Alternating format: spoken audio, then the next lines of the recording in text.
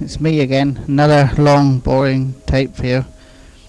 You might be able to hear some background music on this. I got a tape recorder sort of playing at the other end just to blot out any other weird noises you might hear on the tape. In fact, I don't really think you will hear it.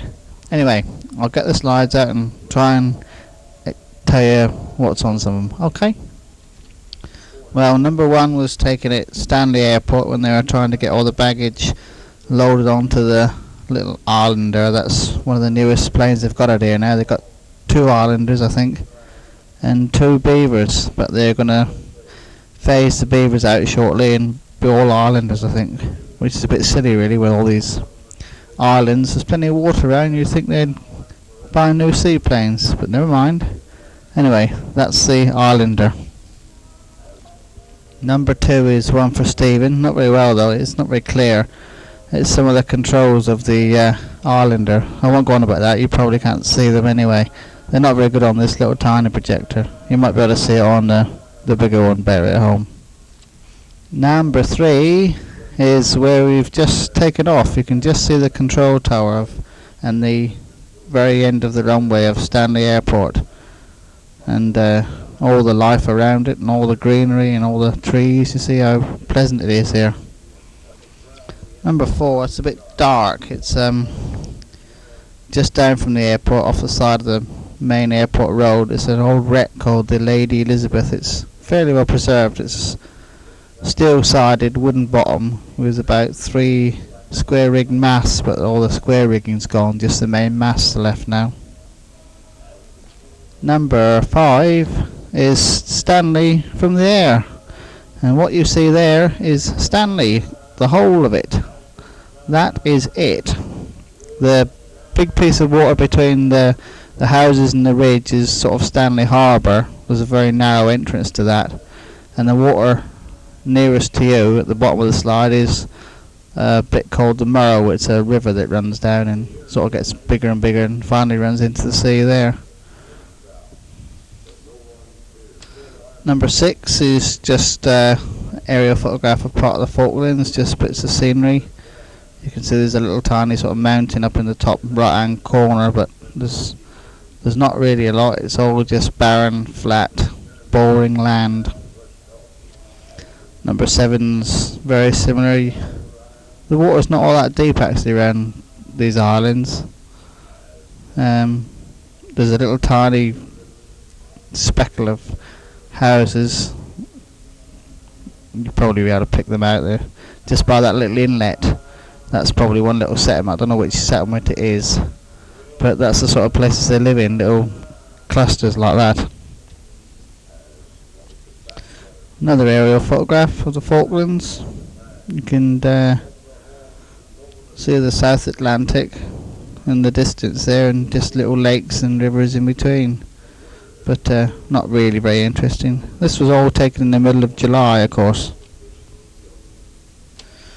This is a much better one of the settlements. You can see the houses. They're mostly made out of wood with bits of tin sheeting here and there. They've all got tin roofs and peat fires, and they've all got their own little generators, except for some of the bigger posh settlements where they've got sort of a main generator, but most of these would only have their own little tiny generators. This is a view of we're just leaving the main island going over to the West Island. This was taken out through the front of the aircraft. Bit dark really, I should have pushed the camera a bit further forward, still never mind. Another one here, we're just sort of banking around to come into land at one of the small settlements to pick up someone. I think one passenger got off there, deliver their mail and any other little goodies that they'd ordered the week previous. Oh, here we're off again up into the blue yonder. More photographs. This is of the West Island now. We've gone over the big piece of sea in between. We're now just going over the coast of the West Island. As you can see from the next slide, number 13, it's just as flat, maybe even flatter. There's the odd little inlets and great shortage of trees and bushes and things growing. Now, this settlement is the only settlement in the whole of the Falklands where they've got trees. You can see there's a few trees which were planted goodness knows how many years ago, but you can see that if with a bit of care they will grow, but people at here just don't bother. It's just left, but that is the only trees, and that's about as close as I got to them. But quite a nice little settlement. Well, more little boring pictures of the wild white yonder here. Not very interesting, but just gives you a rough idea of what the place is like. And another one, mind you, it's getting boring this. They all very much look the same. I must have got a bit carried away with this. Sorry about that. Here we have another little settlement on the coast.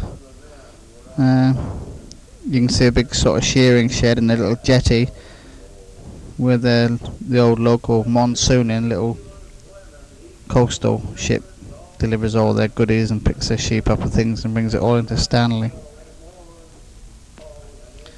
Well, number 18 was an attempt to take a picture of the wheels as it was ploughing through the snow, but I think I left it a bit late. It was starting to lift off there.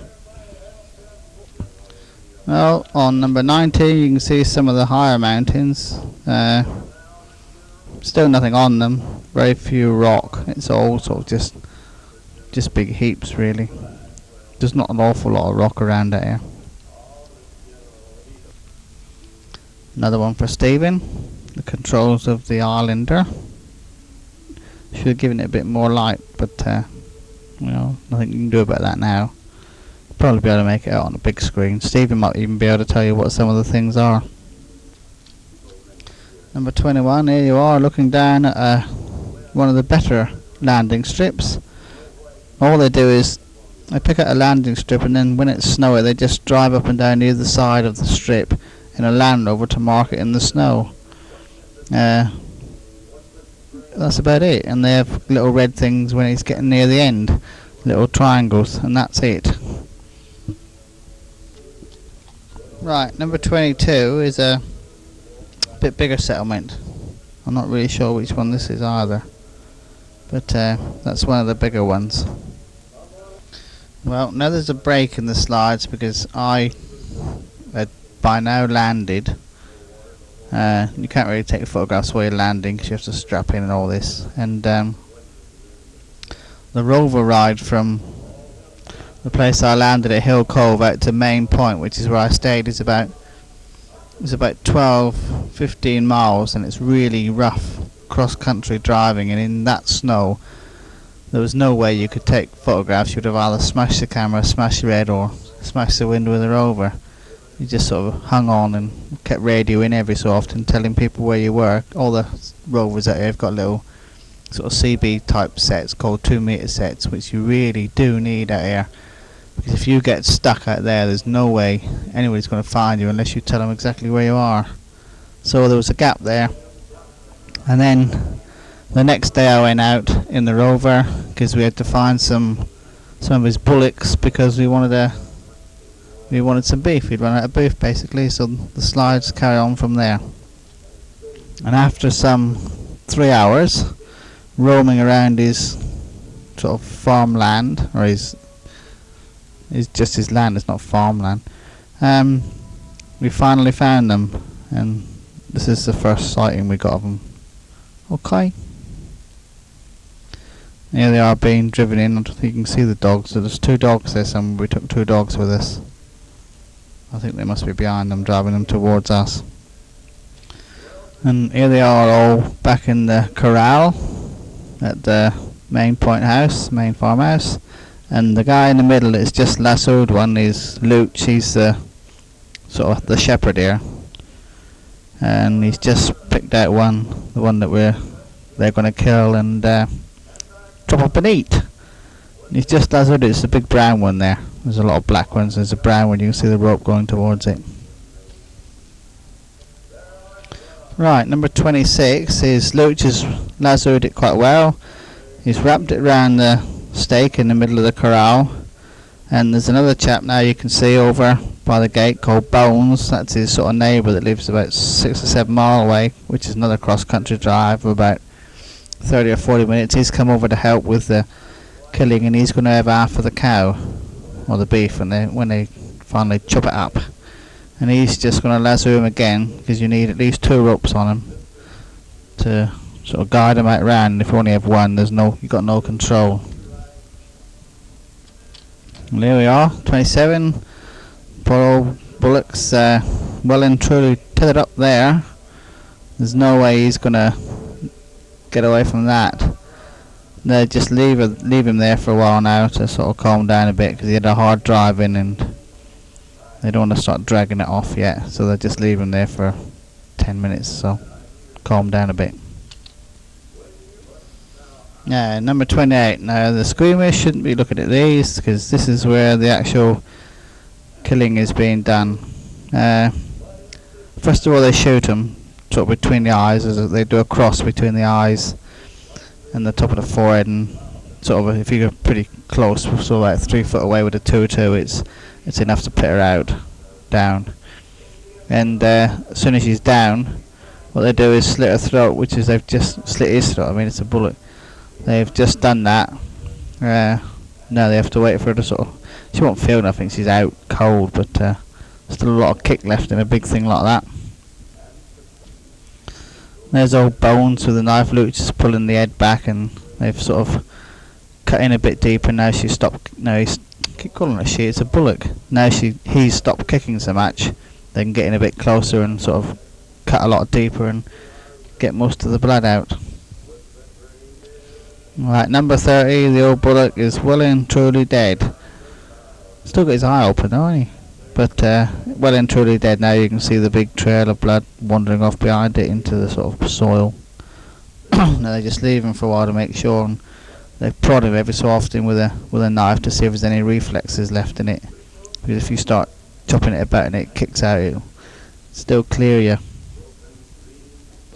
Right, now the skinning starts. That's old Bones there, starting to skin from the back, and Luch was starting at the front. Well, number 32, it really is starting to look a bit messy. Luch has got one of the sort of knee joints chopped off and hanging down. They don't want that bit, the old trotter, they just ditch all that.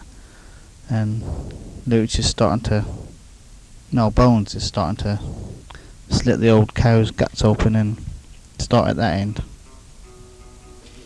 Right, they're really getting stuck into it now. Not really much more I can say about that. They're still sort of getting the skin off the legs and sort of tidying it all up a bit there before they start on the big main skin. Right, number 34, all the old legs are done, and Luch is starting to chop it about a bit there now. Now it comes to the difficult bit. They've got to get all the sort of hide away from the main meaty bit without actually going through the fat layer in between. It's quite a skilled job really. I had to go, and I went through a couple of times, but it's quite difficult. But Luch and these have done it so often, they do it quite quickly, and they go through maybe once or twice into the actual meaty bit. But what they try and do is leave all the fat to cover the meat up. It sort of keeps it a bit better. On 35 you can see it a bit better. You can see there's sort of still a layer of sort of greyish fatty or browny fatty stuff over the actual meat. There's no actual raw meat showing there. 36 you can see it even clearer, and I think by now you'll probably want to go out and make yourself a cup of tea or something, and I can imagine everybody going, "Ooh," but this is the way they live out here. You shoot your own, butcher your own, chop your own up, and that's it. If you don't, there's nobody else going to do it for you, and this is the way they live. But if you want to turn it off for a while and go and have a cup of tea and an aspirin or some sort of sedative, you know, you might be feeling a bit queasy. I know you'll probably be saying, "Oh, why did he take so many photographs of that?" But you don't see this sort of thing. Well, you won't see it at all in UK, and sort of it's a unique opportunity, and I thought it ought to be photographed just to show people. In UK, it all goes into a big house and it all comes out in cans for most people, and the only time you see it is in cans or in joints of meat in the old butcher shop. You don't see all this bit. 37 is they've just about got all the hide off it now, and they've got to saw down through that main sort of rib piece before they hang it up, and then you got to sort of gut it and then saw it in half. But there's some more photographs of that. Get onto them later. But before they start to hang it up and everything, Luke is going to take the head right off there. They don't really want that bit. They just leave it on the side, and all the sort of birds of prey come in. It's funny, they just sort of split it and they throw it out, and the birds of prey go for that and eat that piece, and they leave sort of his meat alone. Although there aren't many here, but it works quite well. You can see on the side of the bullock there's some red meat going through where they've gone through a few times there. That was probably me actually, some of them. Where you cut a bit deep into the fat and took some of the meat instead of leaving the fat there to cover it up still. Got to learn sometime, ain't you? In 39 they're just sort of, I think they're probably cutting a couple of holes there to put the hooks in to hoist it up. It was quite a heavy thing to hoist up. I had to stop filming here for a while, and I think I gave them a bit of a hand here. I can't really remember now. There you are, there's the old stomach cut open, so that when they don't actually take it right out, what they do now is they hoist it, and that sort of drops down as they hoist it. It doesn't actually fall out on the floor. It just sort of hangs there until they can sort of get around and sort it out properly. Yeah, 41, there you are. That's why I had to stop and help. I gave him a hand to put the hooks in and get it all rigged up and hoisted up, and you can see the sort of all the stomach hold just sort of hanging there, ready for them to do whatever they want to do with it. But it wasn't very good on this, the old stomach and all that. They just take the kidney and all that out, and all the good bits, the heart, and keep all them bits. The rest, all the offal, they just ditch in an old peat pit about 4 or 5 miles away, where they've been cutting peat probably the year before, and it's still wet and soggy and mushy. They just throw it all in there, and some of the birds of prey eat it. The rest just sinks into the peat bog. And they are taking charge of the old stomach. You can see it. They put the hide that came off it on the floor in front of it, so that all the stomach and everything sort of drops it onto the hide, and then you take it all the bits you want, and then you use the hide as a sort of a sledge thing to slide it down to the old rubbish pit a little way down the road, out of the way, while you're dealing with the rest of the meat up on the thing. The hide and everything, by the way, is all thrown away. All the cow hides, they don't bother to keep them. It's a waste of time. And 43 there it is, hung up and sort of hung, drawn and quartered, as you might say. It's sawn up into quarters. It's quite a hard job sewing a cow in half, or a bullock in half. All they use out here, all they got is an ordinary old sort of rip saw, wood rip saw, and you have to saw straight down through the spine so that it splits equally in half. And 3 of us were having a go, and it took us about an hour, I think, sewing down through this spine, taking it in turns. And you have to be ever so careful. You have to have one sort of one side and one the other, because the one sewing can't really see where he's going, and the chap the other side looking in from where the stomach and guts used to be, he sort of tells you which side, if you're starting to slide off the main spine. Yeah, it's quite a hard job, especially when it's hung up high like that. And then they just quarter it up. Well, that's the end of the first lot of slides. So anybody feeling sick, they better go and have an orange. And yeah, I can imagine what Zena and Stephen are saying. Still, you know, it's good to see it on film. It's a pity really that I couldn't have helped more, but I wanted to really get a lot of photographs of it. I hope you enjoyed them. Well, on to the next lot of slides. Now, the next day we got one of our first visitors. It's a red-backed buzzard. You can just see it, red-backed hawk. You can just see it in the middle of the picture there. I've been talking, sort of chatting quietly, and it kept sort of looking around, so I was going to try and get close to it. And all the time I was sort of chatting to it when I was walking towards it with the camera ready, just in case it did fly away. Anyway, I did get some closer ones than this, as you'll see. You know, 45 is about as close as I could get, I think. Now I did get one more closer than this. You can see he's sort of watching me pretty warily there with his old claws and things. Quite a beautiful looking bird, really. You don't see many around. They must have smelt the meat from sort of miles away. But he didn't touch the main carcass, just the head and the offal and all the stomach and that. That's all. There you are, number 46. He's really taking notice of me now. He's not going to let me get any closer than this. You can see the size of them claws. He could sort of really rip you to pieces there, and his eyes wide open. Really taking a lot of interest in me there. Probably listening to what I was saying. I can't remember what I was doing. I was just sort of waffling slowly, but as soon as I click the camera this close, it'd fly off. The old single lens reflex, it makes quite a click, and it frightened him off, as you'll see in the next photograph. There he goes. But he flew away from me, which is a pity. I was hoping he was going to sort of fly towards me and sort of over my head or sort of at me a bit, but he didn't. He just went up and shot off. But you got a nice picture of his tail and the wings spread out and tips there. 48 is a bit later on, probably even I think it was the next day. He was back again, but this time he was a bit more frightened. I think he sort of knew I was going to sort of try and creep up on him again, I think. Anyway, you can see there's the old offal things, and he's sort of there having a good old feed, so I didn't try and get too close to him really. I just let him feed for quite a while.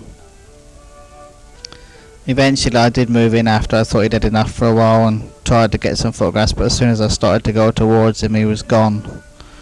This way, he's got his wings the other way, and not such a good picture at all really. Still, never mind. He did come back again later on, by the way, and I didn't bother taking any more photographs of him. I just let him sort of fill his little belly up. This is a picture of Bones walking down towards me. There's a rover, and I think the building on the right, the building on the right was the old cow shed, milking shed, and the main farmhouse is sort of in the centre with a bit of fence around it. Number 51 is a better one of the main farmhouse. The building stuck on the left of it, well, it depends which way you look. Yeah, the left of it is just sort of their sort of cloakroom. They don't actually live in that bit. And the bit at the right end is where they grow all their little tomato plants, like a little conservatory. A few sheepskins hung up around the corral. The cows are still there, wandering about.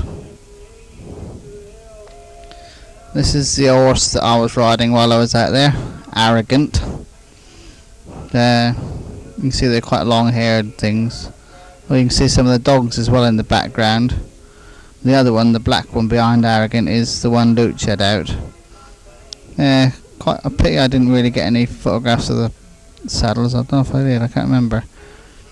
But quite weird, quite enjoyable though. Here's one for Stephen and Zena. Head and shoulders portrait of Arrogant, with the old farmhouse in the background. You can see the big aerial sticking out of the farmhouse as well, the old 2-metre aerial, which if they want to get somebody that's sort of in a different direction, they just step outside the back door and turn it around by hand until they sort of tune it in.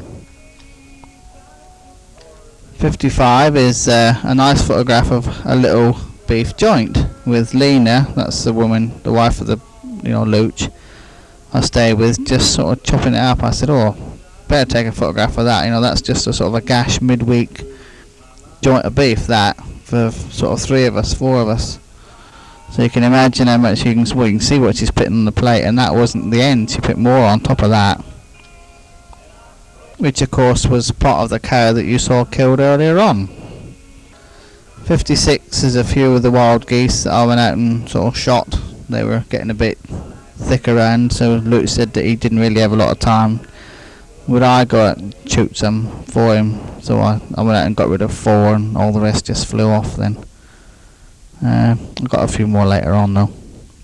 All they do with these, very rarely eat them on camp. Sometimes they do, but most times all they do is you cut the beak off, and you get so much for every beak that you take into Stanley. They pay you so much for keeping the geese down. and you take the wings off for use as goose wing brushes, which Christine's now, you should have some home there somewhere if they got through the customs alright.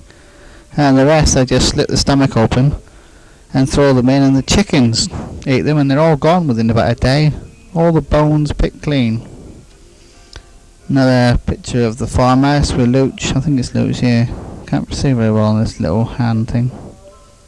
Just stood by the old porch there. There's his. This is a photograph of his peat mound. You can see the big one at the back is all the blocks of peat, and all the stuff, the little pile in front is the sort of peat mould, all the stuff they don't use, and out here it's no good to anybody. They just pile it up in little piles and scatter it around, throw it about. Nobody wants it. But in UK you pay quite a lot of money for that. Lovely peat mould like that. But out here it's just a menace, and they just don't know what to do with it. Occasionally, if they got a hole in the track or something around the house, or where the rovers use continuously like a gate or something, they use it to fill in the holes there and stomp it all down. It's alright in the summer. In the winter it gets a bit boggy, but that's about all they use it for. By now the snow was starting to clear, and you can see a lot of the geese there. I mean, that was the next day. There's geese everywhere. They're like that all over the land there. Some people say they eat the grass so low that the sheep can't get at it, and you should get rid of all the geese. And other people say that the geese were along before the sheep, and they've survived together. So they don't really know. They had a goose man down here, a goose expert came down, and he said that the geese weren't doing any harm at all and they should be left. So that was against the will of the Falkland Islanders. They didn't believe this, so they gave him the sack. And apparently this year we got another new one coming down, so unless he says that the geese are a menace and should all be shot and slaughtered, they'll probably give him the sack as well, because they only want to do what they think they want to do. They don't want to know the truth really. Number 60 is some of the dogs.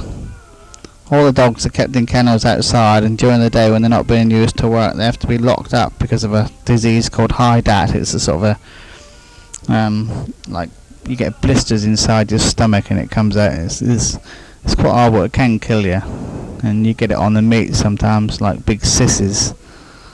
It's sort of horrible disease it is. The sheep get it and pick it up, and the dogs can sort of carry it and get it, and so they're all kept locked up all day long unless they're being worked. 61 is, we went over to Bones's place, and this old house that you can see in this photograph is the oldest house on the west. It's all built of stone as well, but it's virtually falling apart inside, and they moved Bones out and built him a newer house further down. He actually lived in it for a while, but it's quite a marvellous old house really. We all went up and had a good look around inside it, and it could be turned into quite a nice sort of tourist cottage. It's got kitchens and about 7 bedrooms in there. It's a lot bigger than it looks at the back. It goes back quite a long way, but nobody will, same old story, nobody will spend any money on it, nobody will do anything about it, so it's just left derelict. This is a bit of Bones' garden, and this old tree that he's very proud of, that sort of grew up and then it sort of split and got blown down, but it's still managing to survive. But that's it, that's the only tree here. This is a picture of Bones' house, looking out over the water, taken from the old stone cottage you saw a little while earlier on, the old house. This is the place where they actually radioed up and got my flight changed, and they got the beaver to come in and land just down in front of the house down there to pick me up. Quite important, just flying in just to pick you up. Pretty good though. Well, by this time I was running out of film. I'd only taken 2 films with me, so I had to be careful what I used them on. And I took one of the beaver, well 2 of the beaver, this is the first one, coming in to land. By this time we're sat out in the water bobbing up and down in the little boat, Bones and I, with all my kit and everything, and the boat leaked, so we had to time it that he didn't go out too early, otherwise the boat would be full of water before Bones got back to the bank. There's the beaver slowing down now, just come in. You can see Bones' shoulder here and a bit of his head there as the beaver turns around to come alongside us. We just sort of tie up on a buoy, and the beaver manoeuvres in towards you.